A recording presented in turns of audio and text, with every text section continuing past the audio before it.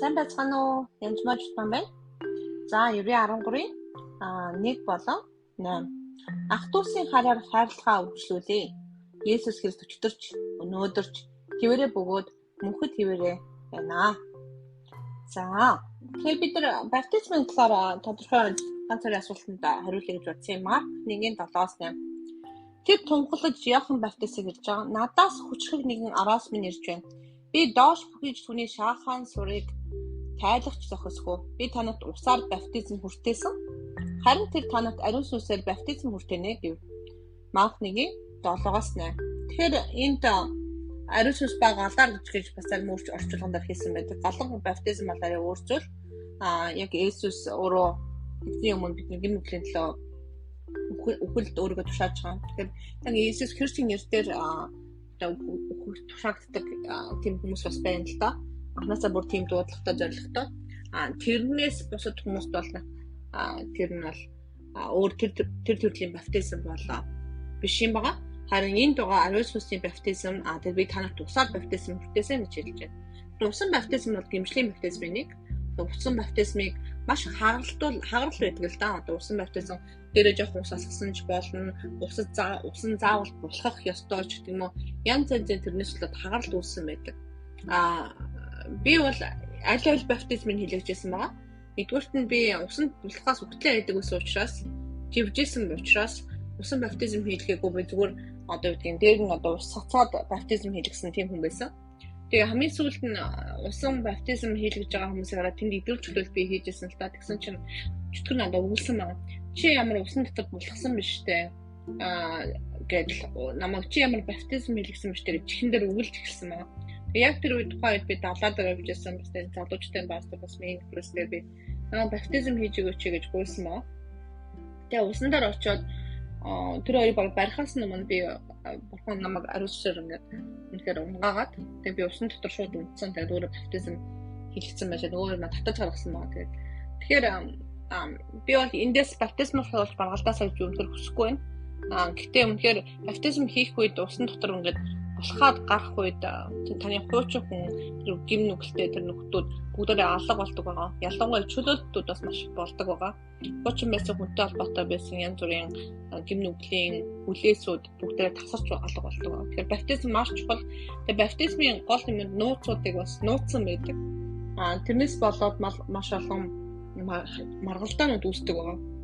Ер нь чухал юм дээр л одоо баптизм бол чухал биш ээ. Нэг тэрэнд нэг хашлбагдалт болж яг юу сүртэй итгэгчл бол баптизм хийлэхгүй ч байсан яг зарим хүмүүс ярьдаг байгаа. Тийм биш байгаа.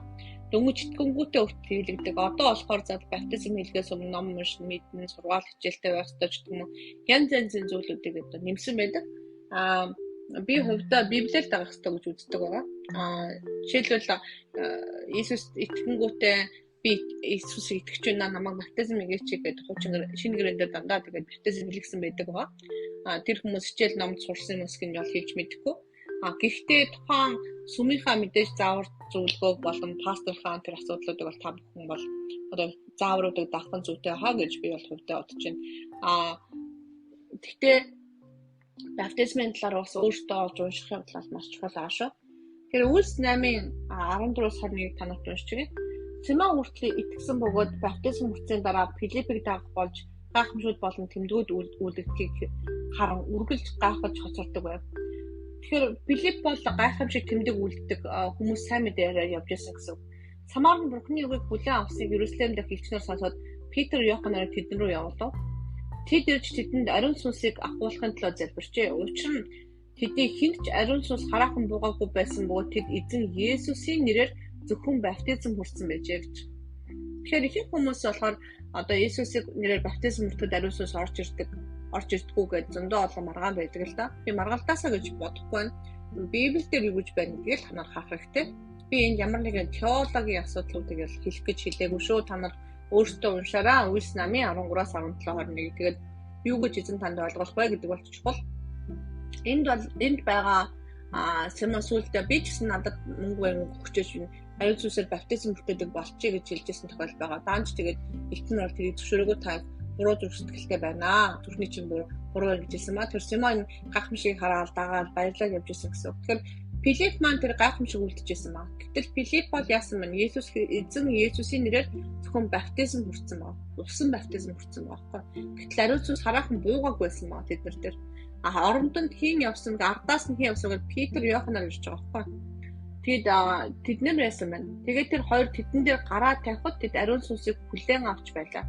Бурхны өмнө зүрх чинь зөв биш учраас энэ үлсэд чиний оролцоо байхгүй гэж Симоны тухай хэлж байгаа байхгүй. Ер нь сүлт нь. Тэгэхээр тэд нар хоёр тэдэн дээр гараа тавихад тэд ариун сүнсийг хүлээн авчилдаг гэж. Тэр хүмүүс усан баптизм хийсэн хүрсэн хүмүүсийн дараа ариун сүнсээр дүүргэж хүлээж авахад заавал усанд болох хамтдаж хоёр хүн гараа тавихад яасан мэн хүлээж авсан байна. Тэгэхээр энд бас ариун сүнсийн баптизмээр тодорхой хэмжээний тухайн хүний эрх мэдэл болон хүч энэ төр бол хэрэгцээтэй байгаа л да. Хэдийгээр Филипп маань гайхамшиг тэмдгүүдийг үлдэж байсан боловч яг ариун сүнсийн баптизм хийж чадахгүй байсан баг анзаарч байгаа. Харин яг илчлэр болсон Йохан болон Питер нар ирэх үед тэр гар тавих үед тэр хүмүүс нь ариун сүнсээр дүүрсэн байж байгаа. Тэгэхээр ариун сүнсээр дүүрхэд болоор уншдаг тийм зарим хүмүүс ишлэл байдаг, янз янз байдаг л да. Зүгээр ариун сүнсээ та намайг дүүргэж өгөөч ээ. Бүр та болохгүй өгөөч гэсэн үг байхгүй. Тэгэхээр ариун сүнсээ байнга шинжлэгдэх явдал маш чухал. Өдөр болгон шинээр дүүрэх явдал ч гэсэн чухал гэж би бол хувьдаа үздэг. Ягаад гэвэл эзний оршихуйтай хамт байх явдал үнэхээр сайхан шүү. Тэгээд үнэхээр энэ цаг мөчид ариун сүнсээр сонсогч нэг болгоныг та дүүргэж өгөөрэй эзэн. Танд баярлалаа. Есүс Христосийн нэрээр залбирanгуйлаа.